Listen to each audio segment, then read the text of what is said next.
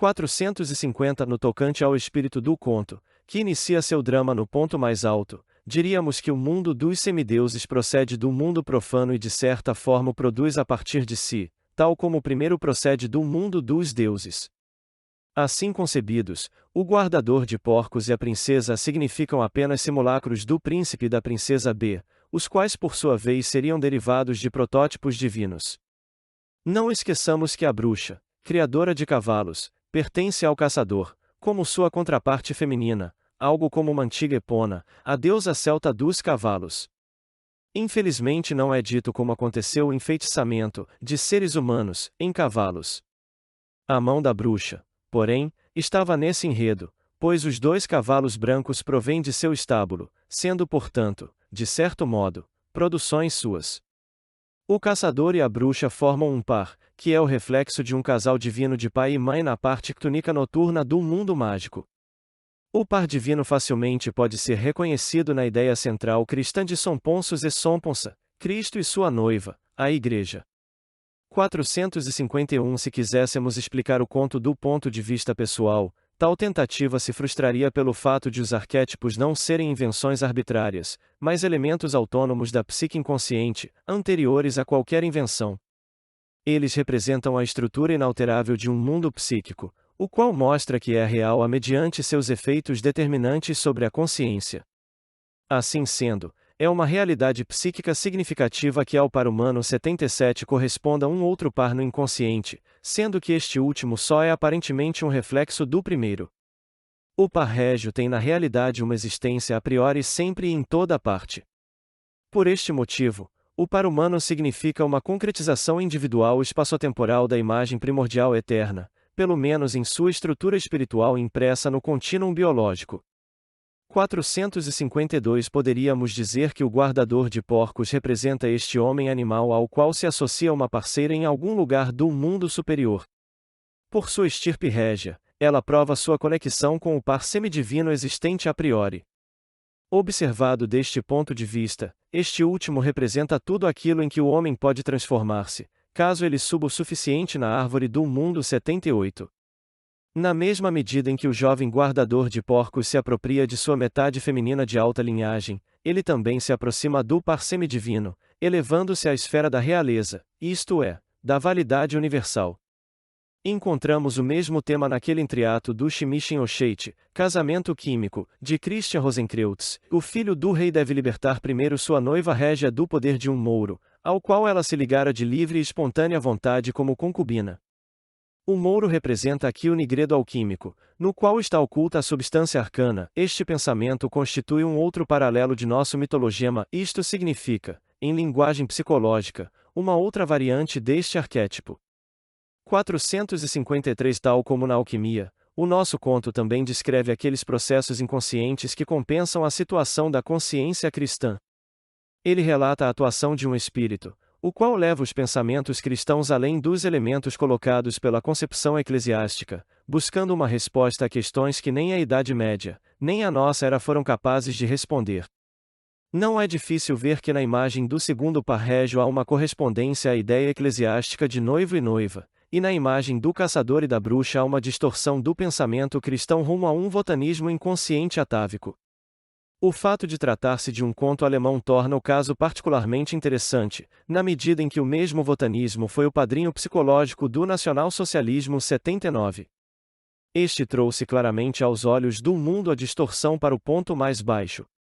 Por outro lado, o conto mostra que o homem só pode conseguir a totalidade, num sentido de inteireza, através da inclusão do espírito sombrio, e que este último até mesmo representa uma causa instrumentalista da individuação salvífica.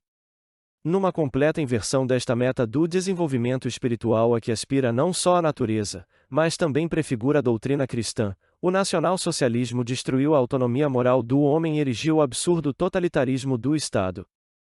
O conto, no entanto, mostra como proceder se quisermos superar o poder do espírito sombrio. Devemos utilizar os seus métodos contra ele mesmo, o que naturalmente não pode ocorrer se o submundo mágico do caçador tenebroso permanecer inconsciente e os homens mais eminentes da nação preferirem pregar suas teorias e dogmas, em vez de considerar corajosamente a alma humana. Conclusão. 454 Se considerarmos o espírito em sua forma arquetípica, tal como ele se nos apresenta no conto e nos sonhos, defrontar-nos-emos com uma imagem que difere estranhamente da ideia consciente do espírito, o qual se afigura cindido em tantos significados diferentes. O espírito é originariamente um espírito em forma de pessoa humana ou de animal, um daimonion que se defronta com o ser humano. O nosso material, porém, já acusa traços da ampliação da consciência, a qual pouco a pouco começa a ocupar aquele território originalmente inconsciente, transformando parcialmente os daimonia em atos voluntários. O ser humano conquista não só a natureza como também o espírito sem dar-se conta do que está fazendo. Para a mente iluminada, parece tratar-se da correção de um equívoco fato de reconhecer que aquilo que antes era considerado como sendo espíritos, na realidade é o espírito humano, isto é, seu próprio espírito. Todo sobre-humano, tanto no bem como no mal, que os antigos afirmavam acerca dos daimonia a modo de um exagero, é reduzido à sua medida sensata e assim tudo parece estar na mais perfeita ordem. Será, no entanto, que as convicções unânimes do passado eram verdadeiramente apenas exageros? Se não o fossem, a integração do espírito humano nada mais significaria do que uma demonização do mesmo, na medida em que forças espirituais sobre-humanas, outrora atadas na natureza, são integradas no ser humano, conferindo-lhe um poder, o qual transpõe os limites do ser humano, do modo mais perigoso, para o indeterminado. Devo formular a seguinte pergunta ao racionalista esclarecido: será que a sua redução sensata conduziu a um domínio benéfico da matéria e do espírito? Orgulhosamente ele apontará os progressos da física e da medicina, a libertação do espírito da estupidez medieval e, como cristão bem-intencionado, a libertação do medo dos demônios. Continuamos, porém, a perguntar: e a que levaram as outras conquistas culturais? A resposta terrível está diante de nossos olhos: não nos libertamos de medo algum, um pesadelo sinistro pesa sobre o mundo. A razão até agora fracassou lamentavelmente e justamente aquilo que todos querem evitar acontece numa progressão horripilante. O homem conquistou coisas utilitariamente fabulosas, mas em compensação escancarou o abismo no mundo e como conseguirá parar, se ainda for possível? Depois da última guerra mundial ainda se esperava que a razão predominasse, a espera continua ainda, mas já estamos fascinados pelas possibilidades de fissão do urânio e prometemos a nós mesmos uma era de ouro, a maior garantia de abominação destruidora crescer ilimitadamente. E quem é o causador de tudo isso? É o espírito humano considerado inofensivo, engenhoso, inventivo e sensato, que infelizmente não tem consciência do demonismo inerente a ele. Sim, este faz tudo para não se defrontar com o próprio rosto, e todos nós o ajudamos na medida do possível. Deus nos livre da psicologia, pois tais digressões poder nos iam levar ao autoconhecimento. Preferimos as guerras a isso, pois elas são sempre a culpa do outro. Ninguém vê que o mundo inteiro está possesso, pois fazemos aquilo que mais tememos e aquilo do que fugimos.